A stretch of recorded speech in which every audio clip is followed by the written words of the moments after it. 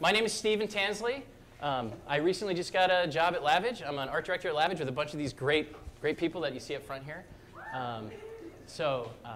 Anyway, we're here today to talk about bravery and what that means. So before we jump in, I'll tell you a little bit about myself. One thing I said when I started this with Jess was, I'm kind of coming into this where a lot of people already know some people who've already spoken, like Gil Rodriguez, Justin Katz, Ward Andrews, James Archer. These are guys that are just phenomenal talents in the Phoenix area.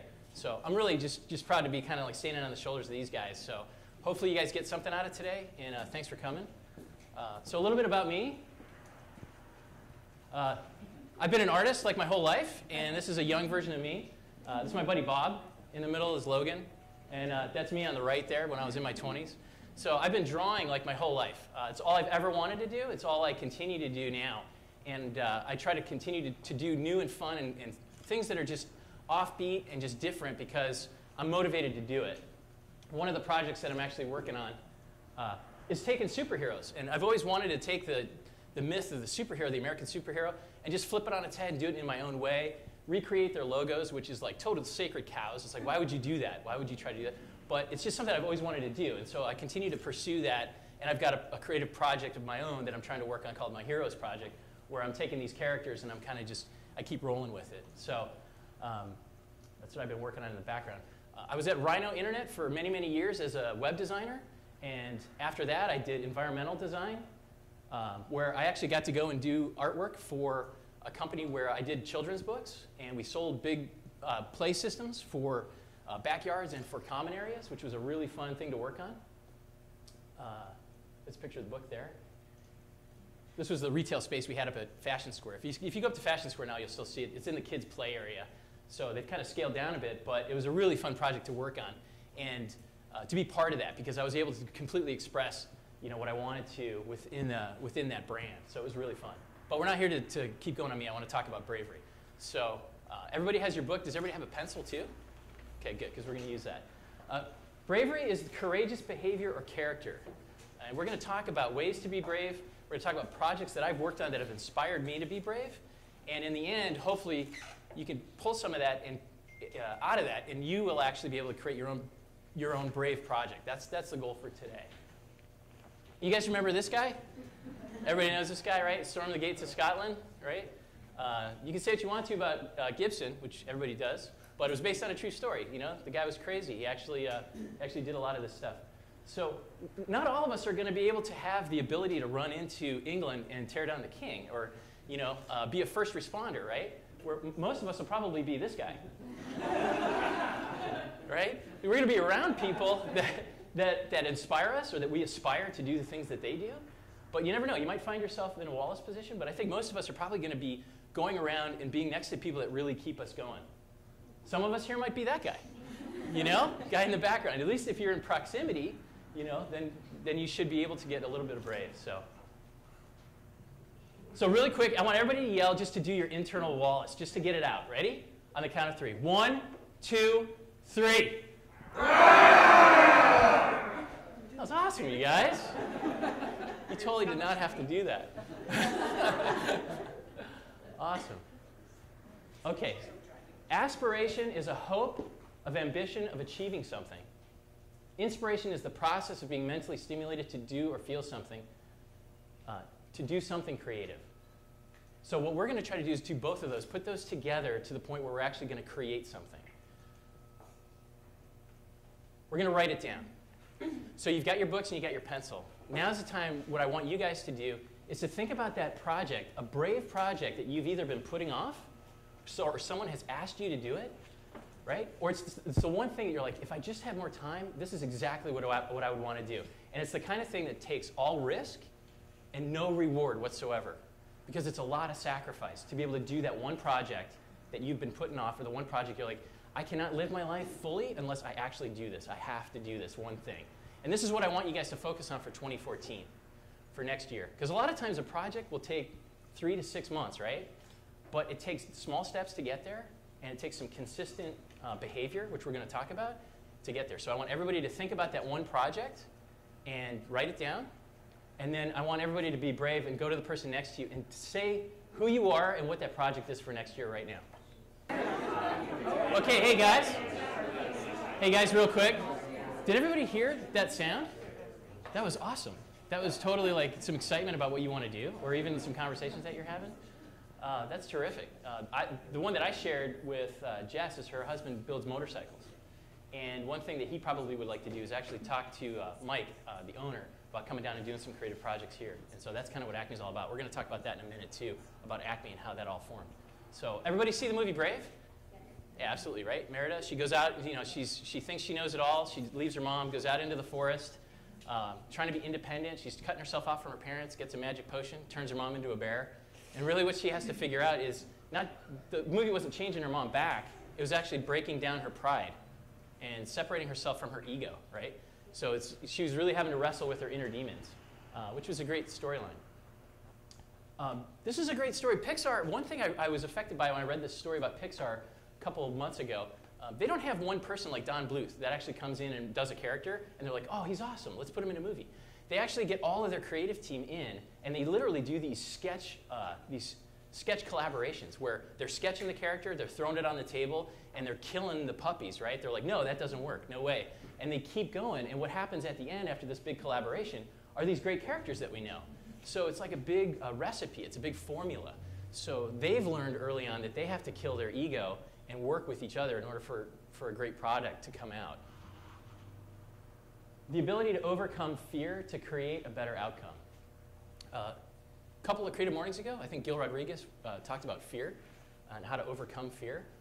It's definitely something that we all have, right? But we don't have to succumb to it if we want a better outcome. So how do we go about, what are the good steps in creating that brave project that you just wrote down? So a couple of easy steps to do this, you guys. You need to tell a great story or tell a story about it. We've all heard this in the creative field, right? Tell a story. But the authentic part of it, if it's not there, then it's probably not worth it. And you need to try to figure out what is authentic about it. Why does it stand out from everybody else's? Is it similar to the idea that maybe someone else has? Or is it actually going to stand out because you're going to put your hard work into it and your thought into it?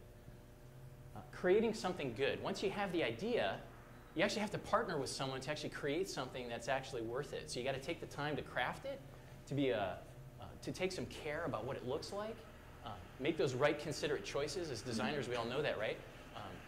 A lot of times we may not, as a designer, have the idea, but we can actually do the execution, and someone actually has the idea. So we got to figure out, with the project that you wrote down, do I need help with it? And if you do, make sure that you go to the right person to get that to happen. And then jump. That's the big one. You know what it is, you know these steps, and how to jump off the cliff, right? That's the big step. That's the brave step right there. All risk and no reward. This is my kids and I playing Risk when we vacation, right? It's a great game. My oldest son tries to dominate all the time. Okay, this is awesome. My wife's family used to vacation up in Payson, and there's a spot there that we like to go to, and it's called Blue Hole, and it's this huge rock that goes over this lake. And she used to do this as a kid, and now we're bringing our kids up there. And my kids have been really little, and it's like a rite of passage. And one of the things that they do is they get up there, and they literally just run and jump off the rock. And it's like a 15-foot drop, and it's amazing. And it's been amazing to watch them over the years go up there and not jump, and then finally be like, I'm going for it. I'm just doing this. So for them, the reward is the bragging rights, right? To be part of that kind of like, I did it. I was able to do that. And it's like this situation which is like, no way, you totally did it. No way. Well, we hear those words a lot. We hear like, no way. There's no way I'm going to make that deadline. I know what they want. There's no way. So it goes from a word of disbelief or all the way to a word of astonishment. And what we need to do is take those words, no way, and turn it into, no way. That is awesome. Like, how many times have you heard that when you've done that for no reward? That is awesome. I wish I had done that. And that's what we're talking about. This is my daughter, Emma. She's 9 now. She's jumping off there as well. She's been doing this almost her whole life. This is her when she's 5. Yeah, unbelievable. She had no fear whatsoever. So she's one of those people like Wallace. You just want to be around, and you're like, yeah. This is her actually on the zip line when she's like 4. She's a nut. Great, okay. So one of my creative projects that absolutely has no reward other than we do it to do it is the webcomic Good Fences that I draw, and my good friend Bill over there that he writes. And so we've been doing this for years. We met as neighbors and friends. No reward. But we do it because we love it and we believe in it. And I think if we didn't have it, there would be something missing in our lives, because I think it's a creative outlet for us, especially with our daily responsibilities that we can actually go to. And we've kind of created this world where it's just really fun. It's about two guys that have families that live across a fence. And the idea is good fences make good neighbors. And what they do is they get together and they just have, you know, their foibles and their struggles and their trials, and it's just really fun. So we try to explore things that have happened in our families, which is real life stories. We try to tell that story, right, and create something good. I spend a lot of time trying to actually craft it by hand, and then we jump into these great cartoon pieces. So this is a good one. It's one of my favorites. And then we try to kind of twist it a little bit, you know, throw in a little bit of quirks too. Daddy Fluffy learned a new trick. I didn't know guinea pigs could do tricks. It's so cute how he lies on his back with his legs in the air. This is one of my favorites. When Bill wrote this, I thought it was awesome. The characters aren't even in it. But how many times have we ever done this? The evolution of the home improvement project. You get everything all set up. You're like, yeah, this is great. And then you build something. And you're like, I have no idea what I just did. And then it winds up in the alley.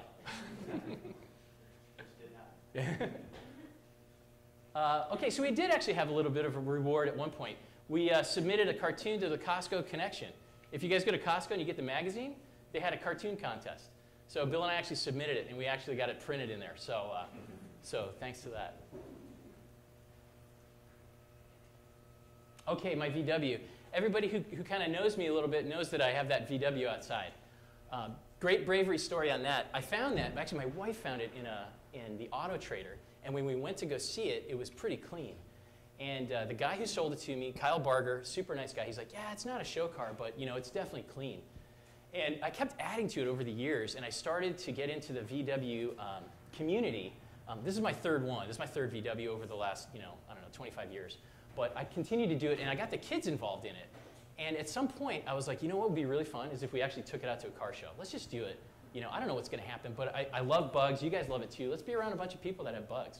So we took it out, and the first time we took it out, we got second place. And we were just, we couldn't even believe it. Couldn't even believe it. My kids were like, no way. So that very next year, that we put it in the first show, we did 4 shows in 2010. We came in first in 4 shows with the car. And it was just glorious to just bring my kids out there, have them part of it. 2011, we kept coming out. We kept getting, I think we got 3rd place there. But we're part of this community now. And it's awesome because the community, the VW community, is very similar to where you guys are at today in Acme. We're going to talk about that, where there's been some serious design choices that people have made with all risk and no reward in the auto industry, in design, with auto, with badging, with the things that really turn your head with cars. And so it's a great community, and it's connected to a lot of the things that we do, right? A lot of the things that we do with graphic design, a lot of things we do with writing and storytelling. So we're just glad to be part of it, and now it's a kind of a part of our lives. It's sort of a persona. It's like a character. One story I will tell is, this is a true story, and it still happens today. I'll drive the bug home, and my little kids will run out and jump on it, and I actually drive them into the garage while they're hanging on the side. It's awesome. Somebody mentioned Walter today, right? Does everybody know who this is? Has everybody seen Walter? Yeah, it's awesome. I met Siegfried, the guy that actually worked on this thing, but another brave project. The guy took an incredible, huge vehicle and scaled up this bus, and the thing is amazing. So you guys will probably see this in some of the events around. He's starting to send it around town, and it's just, the thing is a monster when you actually see it. I love it. Cool, okay, another thing that I did, I challenged myself to actually take a monoprint class over at Mesa Arts.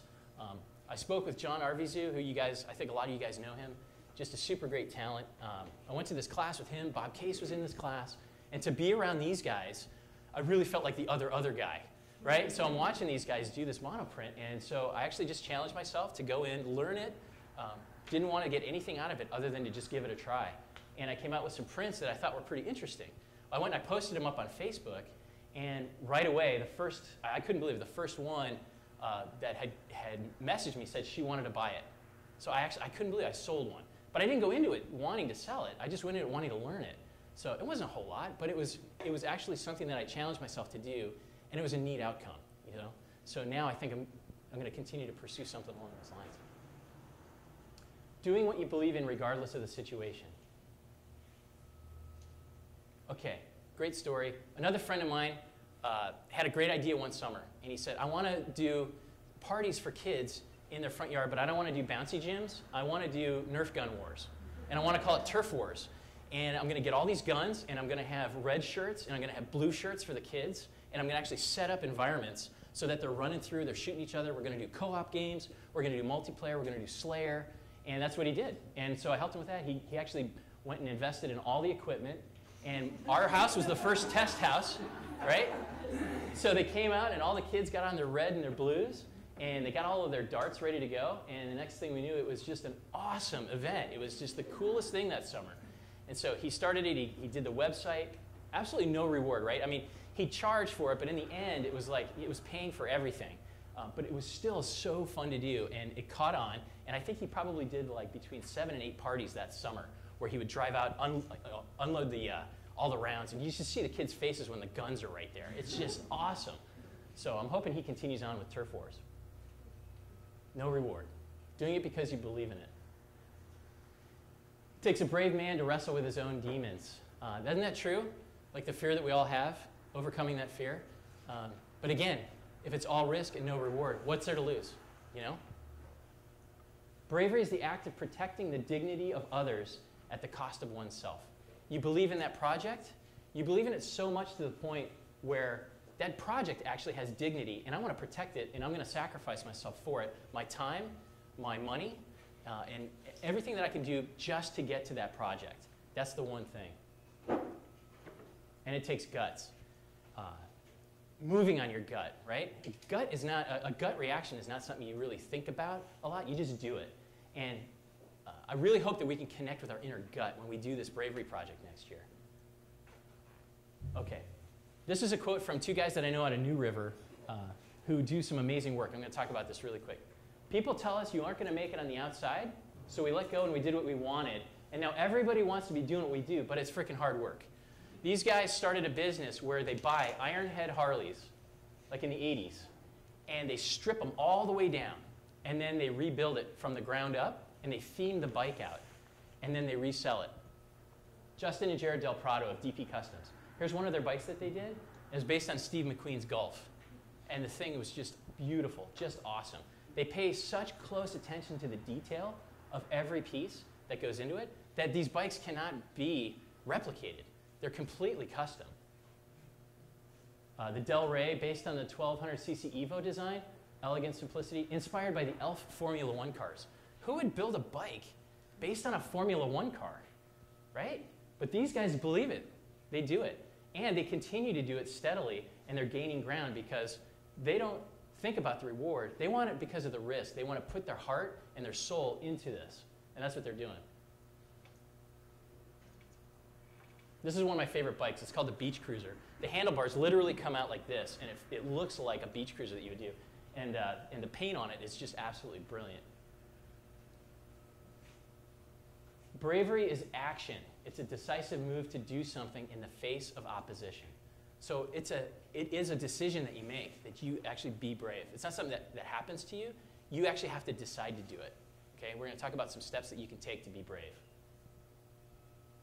Let's go back. Tell a story. Don't forget, explain what makes it stand out from everybody else.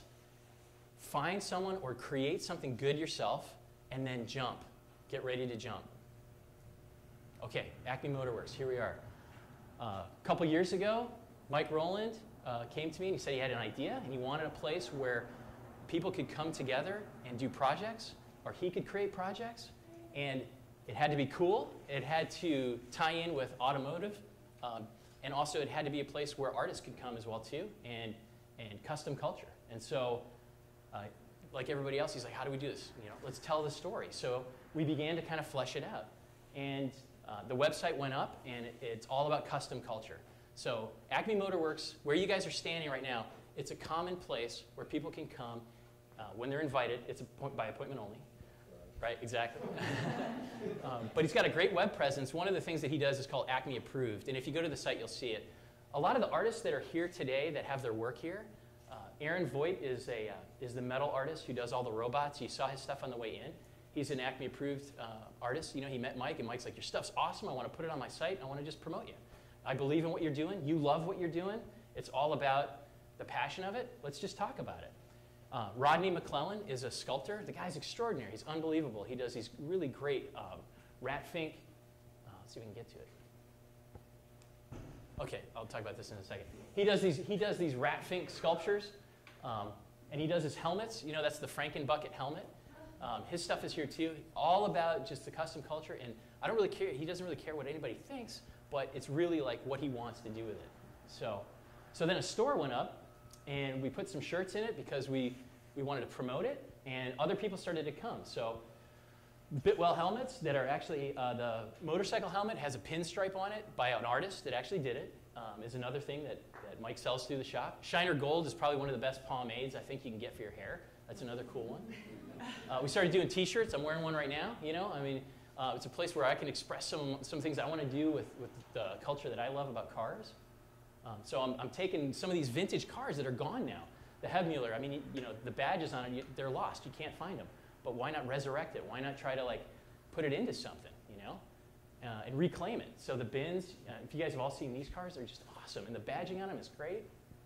The Romesh. There's so many more to explore that we want to do. Shiner Gold, again. So Shiner's the guy who does the pomade. There's the Bitwell helmets. Rodney with the Frankenbucket. Thing is just absolutely awesome. There he is next to Rat Fink. He was the only sculptor in the United States who actually was licensed to do the Rat Fink character as a sculpture. And then it was celebrated in LA. He did all the painting and everything, and he had a show with it. And the thing is just unbelievable. John Arvizu, I don't know if John's here today, but he's definitely, you know, a friend of Acme, Acme approved artist. See his stuff around town. We love going to Oregano's and talking about John. Aaron Voigt, he does all reclaimed parts. Goes to junkyards, finds stuff, and he reclaims it, and then he puts a personality and character into that, right? So I don't know if somebody comes to him and goes, hey man, can you build me an 8-foot robot that's made with a peanut thing on the front? No, he figures it out because he wants to do it. There's really no reward to it, but he does it because it drives him. He's passionate about it. And the bike rack, you know, robots aren't the only thing. You're actually standing next to his bike right there. You see it right there, that metal bike. It's right behind you. Yeah, you can actually get up on that thing if you want to, but, you know, be careful. Louver press. There's a louver press in the back that Acme uses. So if anybody has a car project, they need some louvers, you need to talk to Mike. I'll set you up. This is a place where our kids can come. They don't teach shop anymore in high school, right? So we actually had projects that we started to do with our kids here. Mike's kids come in. He invites my kids in, and we create these projects where, you know, we get them involved so that they can actually, like, learn how to use some of these tools that are kind of lost. And the beer. So we started making beer, right? So because you got all these late nights and early mornings, we're like, we got to try this, so let's give it a shot. So we started brewing beer together, and it started out with the first 2 batches, which were pretty good. The first batch was actually really good. The second batch sort of failed. It was like, it almost fizzed up like Coke. It was a stout. I actually really liked it, but we couldn't serve it to you guys. So, so we kept brewing. We kept making more beer, and we started bottling it and came up with a name for it. Drop Axle kind of celebrates the idea of the hot rod, the front of the axle, you know, that you guys will see, like with a drop with a Model A. And so we're doing Drop Axle Ale as an IPA, as a double IPA, as a 12-volt amber, and then I think we're going to move into something else. So, and now we're kegging it. The bottling is great, but it's really hard. You got to wash it. You got to be really good about it. So it's really tough. And we started throwing some ads in, right? Lo-Fi magazine just came, his brand new magazine just came out, celebrates the custom culture crowd, the hot rod crowd, tattoo. They're like, hey man, do you guys want to throw an ad in there and just put it in? Like, yeah, we're doing an open house. Let's do it. So put an ad together. And then signage. So the shop truck is outside. You guys will definitely see that. And then the signs are on the building. That was just a great moment when the signs went up on the outside because then it really felt like an actual place. So how do we practice being brave? Thanks for listening through that whole thing. How do we actually practice being brave and doing some brave things? Okay. Jeremy Letterman, I don't know if he's here today, he did a Facebook share a while back, and he found an article which was really cool called The 5 Things Successful People Do Before 8 a.m. I crossed it out. I'm saying this is what brave people do. So these are some consistent things that you guys can do to get to your bravery project that you wrote down. And exercise is one of them, right? This is all before 8 a.m. Map out your day, which is just 2, 3, or 4 things that you know you're going to do that day. Eating a healthy breakfast. This sounds kind of rudimentary, but it's like, you know, how many times you eat too much or you don't eat at all, right? And then you're just like, and your body just doesn't feel right. So if you want to be brave and successful, try to do this. Visualization, which is, you know, meditation, prayer, whatever. It's actually seeing yourself what you're going to be doing that day. Make your day top heavy. This is a good one. I think I tend to do this where I avoid the hard things. But if you take those things that are super hard that day, just get them up front, get them done right, make your day top heavy, knock them out so that you can get to the stuff that you want to do.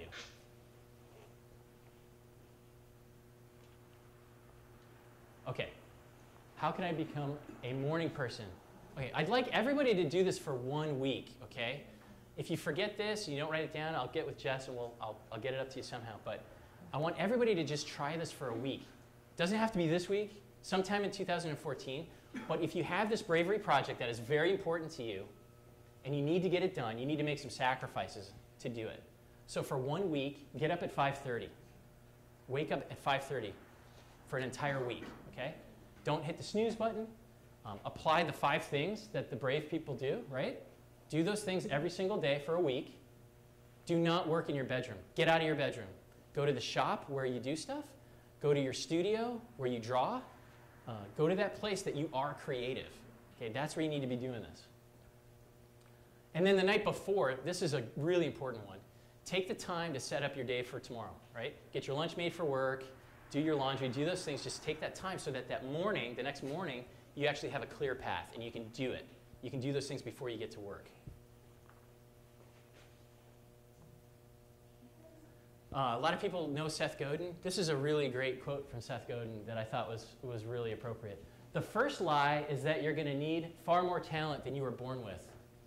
The second lie is that people who are leading in the new connection economy got there because they have something that you don't. The third lie is that you have to be chosen. The fourth lie is that we're not afraid. We are afraid. We're afraid to lead, to make a ruckus, to convene. We're afraid to be vulnerable, to be called out, to be seen as a fraud. The connection economy, that's the new economy, isn't based on steel or rails, you know, like the economy of years ago, or buildings. It's built on trust and hope and passion. The future belongs to those that care and those that believe. That's just awesome. You know, that's us. We're the ones who care and we believe. We're not the ones like in the Industrial Revolution where we're like, yeah, man, build those rails. We're going to cut through that town. Who cares about those people? No, we actually are now connected because of the internet, and we're connected because of our projects. So the new economy is based on people that have trust, hope, and passion in what they're doing. I think that's why we're here today. Okay, are you brave? Let's jump. So if not now, when are you going to do it? If not now, when are you going to do this? Okay, everybody has their book, right? Okay, open up the front page of the book. Who has number 1 in the front page of their book? A number 1. Should be written down right in the front page. Kevin. Okay, here's what we're going to do. I've got something to motivate you, but not to reward you. But I've got something to motivate you, right, for bravery. But what I want you to do is come up, introduce yourself, and tell us what your project is. And then what we're all going to do when he says it is we're all going to yell, "No way! That's awesome!" My name is Kevin Leishnock. I'm the graphic designer at Phoenix Art Museum, and my goal is to do an oil painting, which seems kind of cliche nowadays. So sometimes. No way! That is awesome. Good job, dude. Hey, wait, come here. You actually get a Acme Motorworks Drop Ale IPA. Okay, who is number 2? Who has the number 2? Hi, come on up. Camera's right here too, by the way. You can just look right at the camera. Well, who are you? Oh, I'm Tara. Tara Hester. Hi, Tara. And I'm a freelance graphic designer, so pink ink design shop. Awesome. So I put down 2. I'll read my favorite one. Good. Go to Africa for humanitarian. That's a hard one to beat.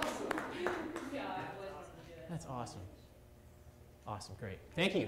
Hey, wait, no way! No way! That's not, wait, Tara. Do you want a shirt? You want a shirt or a beer? Beer. Okay, all right. Oops, sorry, watch out. Here you go. Thank you. Okay.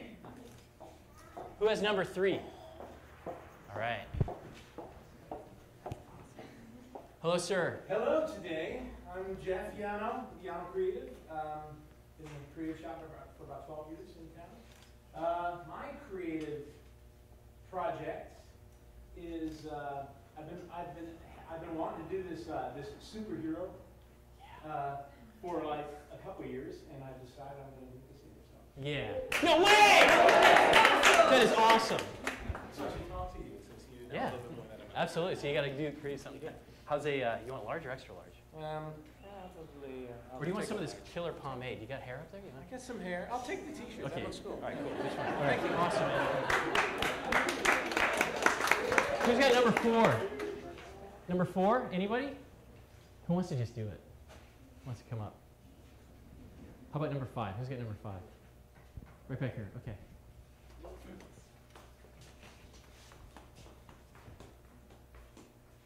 Hey! So, my name is Brock Lefferts. I'm a graphic designer at GT. We make physical therapy software. And my creative project is actually a music project. So I write electronic music, and over the last year I've been coming out with a song every month, or trying to. And so now that I have like this wide collection of music, I need to actually finish it and tie it all together and make a cohesive piece. And it is so challenging, I'm so scared. So my project is really just to like finish the last 2% and release it. So I'm gonna do that. Awesome. Very nice. No way! That is awesome. Hey man, you got the great stash. I'm gonna give you the pomade Shiner Gold. Yeah. All right? All right. Create something good today. I want to end on that. We need you to. We need you to create something good today, right? We need to be next to the William Wallaces. We need to be next to the people who we aspire to be and get inspired by. We need people that do like the Little Red Race Car books. We need people that brew beer. We need people that do webcomics so that we can actually be inspired. We need you guys to actually do one of the Creative Mornings. So if you get anything out of this, of bravery, hopefully something has inspired you to actually do your bravery project and to just be part of this great community and to just reconnect. So thank you.